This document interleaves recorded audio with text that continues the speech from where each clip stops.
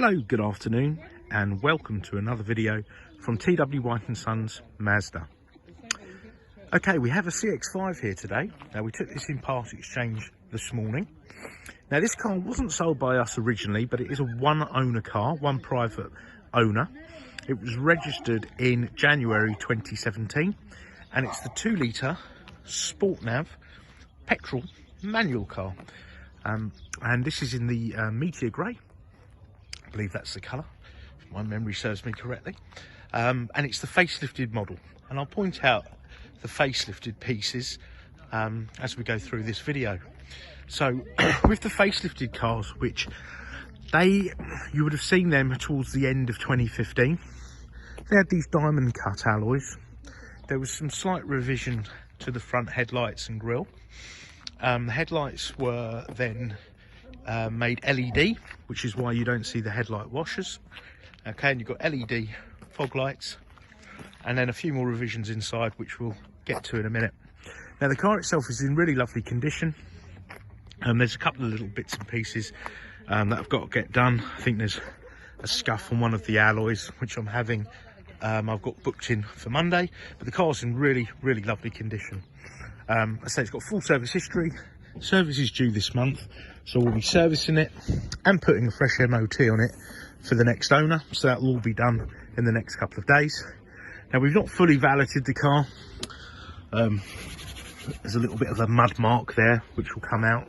You've got the tonneau cover here. You've got these cars don't come with spare wheels. You can have one as an accessory, but most people don't. You've got the air compressor there in case you wanted to pump up the tyre. Now, you've got these little levers here, and that goes down.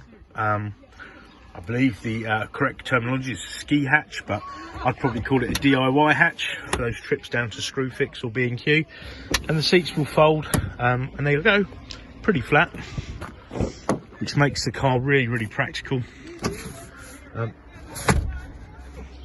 there's a really good large load area there, as you can see, and they pop up really easy, just like so. And there's lots of room there for the rear passengers. And I also must point out you've got ISOFIX anchorages as well for those of you with ISOFIX child seats. So that's a standard feature on the car. I know some manufacturers charge for that. Now, the car has reverse sensors, but it's also got a reverse camera, which I'll demonstrate when we get in the car. So you've got the black leather seats. The doors open at a good angle for easy access, especially with those if you do have child seats. And in the facelifted model and the Sport Nav model, on the Sport Navs you have keyless entry, so no need to get your key out of your pocket or your bag. You can just open like that as long as the key's on your person.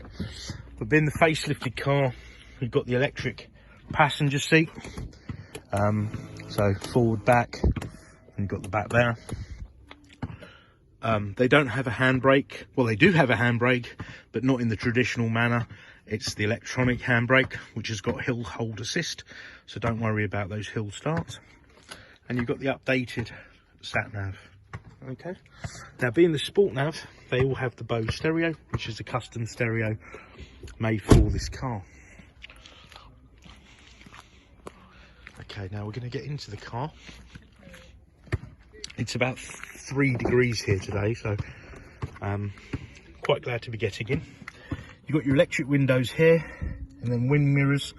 You turn that there, and these will fold in electronically. And the driver's seat, you've got 8-way adjustment, forward, backwards, tilt forward, tilt back. You've got the back of the seat there, you've got your lumbar there. And you've got 2 settings for memory. And you can also program the key fob to the memory of your seat. So if there's 2 drivers, you can program a key fob. So if you open the car with this key fob, the seat will adjust to your setting, and on the other key fob, as say vice versa. That's really good feature. Now I'm going to start the car up because it's really cold and I want to get that heated seat on. So they've got keyless entry, So the keys in the car, I've got them on the passenger seat. When I put the clutch down, the car detects that the keys in the car, this lights up green, press the button and she fires into life. So here we go, here's the binnacle. Got the mileage 21,617 miles. So beautiful miles. Got the rev counter, speedo, and you've got like a trip computer on this side here. Gives you average consumption. So this car has averaged 35.4 miles to the gallon. The lady who purchased this car off, she was telling us earlier, she pretty much does the school run and whatnot, which is probably why the mileage is so low. So that's sort of around town mileage. On a run, you'll get probably 40, low 40s to the gallon in the real world. I know government figures will say a lot more, but that's my realistic.